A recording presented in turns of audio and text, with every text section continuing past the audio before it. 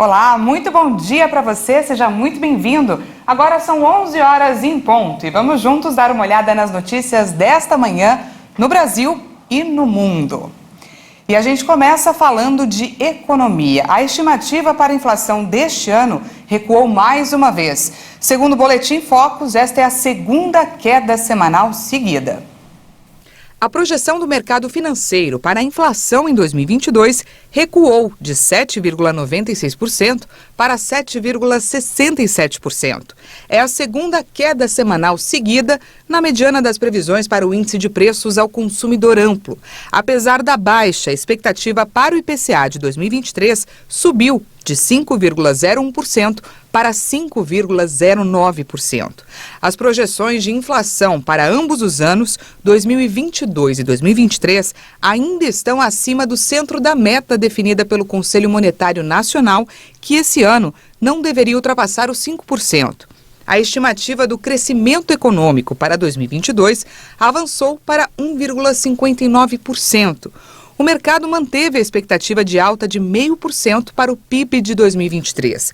Os analistas mantiveram as previsões para a taxa básica de juros em 13,75% neste ano e em 10,50% para o ano que vem. A Selic é a principal ferramenta do Banco Central para controlar a pressão inflacionária. Os números são do Boletim Focus do Banco Central, que reúne a estimativa de mais de 100 instituições do mercado financeiro para os principais indicadores econômicos. Mesmo depois da redução do imposto sobre circulação de mercadorias e serviços, o ICMS sobre combustíveis, o diesel comum baixou muito pouco. Caiu em média 5 centavos em 2 semanas. Apesar da redução do ICMS, o diesel pouco sentiu o efeito da medida. Enquanto a gasolina e o etanol baixaram aos menores valores desde o ano passado, o diesel comum registrou uma queda de apenas 5 centavos no preço médio. O Ministério de Minas e Energia havia estimado que a redução do ICMS acarretaria em uma queda de 13 centavos em média no custo do litro do combustível. Mas, segundo dados da Agência Nacional de Petróleo, o preço médio do diesel no Brasil entre 3 e 9 de julho foi de R$ 7,52. Há 2 semanas antes da implementação da medida, esse valor era de R$ 7,57. Neste ano, foi a primeira vez desde o início da série histórica da ANP, em 2004, que o preço médio do diesel ficou mais alto do que o da gasolina. A redução do ICMS afetou menos o diesel porque os estados já trabalhavam com alíquotas menores para o produto, quando comparadas às de outros combustíveis. Segundo a ANP, o diesel S500 acumula uma alta de 65% em 12 meses. Em junho de 2021, o preço médio do litro no Brasil estava em R$ 4,54.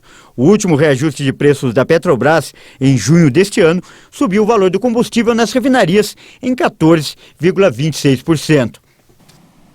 O Congresso Nacional retoma os trabalhos nesta tarde com uma sessão semipresencial. E o destaque da pauta é a votação da LDO, a Lei de Diretrizes Orçamentárias para 2023.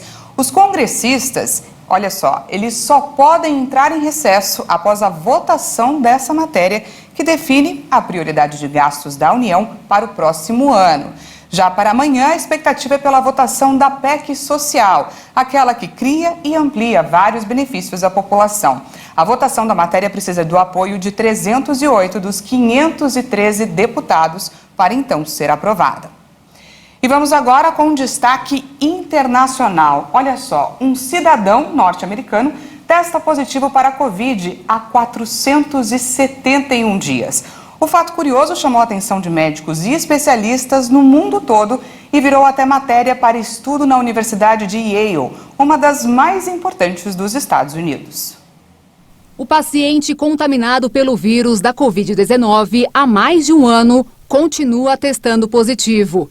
E, além disso, ele também tem câncer.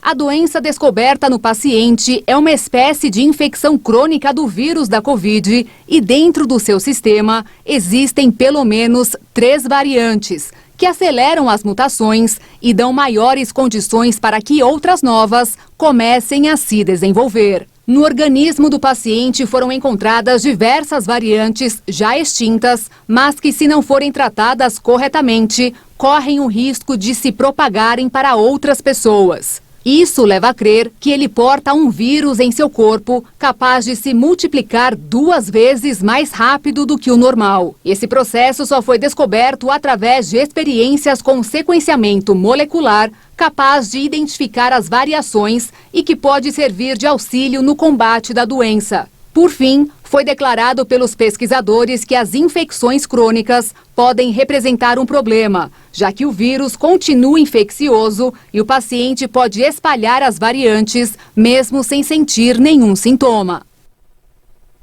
Na União Europeia, as agências sanitárias passaram a recomendar a 2ª dose de reforço das vacinas contra a Covid para os maiores de 60 anos. Até o momento, a 4ª dose só estava disponível para os maiores de 80 anos. Vamos conferir.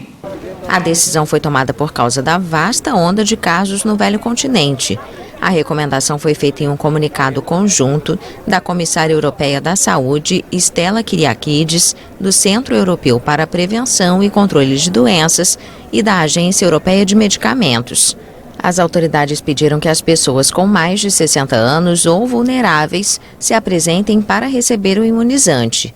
A direção do Centro Europeu para a Prevenção e Controle de Doenças detalhou que a Europa enfrenta um aumento dos casos de Covid, mas também uma tendência de alta do número de hospitalizações e atendimentos em emergência em vários países. A alta se deve principalmente à subvariante BA5 da Omicron. Segundo os últimos dados da Organização Mundial da Saúde para a região da Europa, que abrange cerca de 50 países, o número de casos de Covid está em forte aumento desde o final de maio.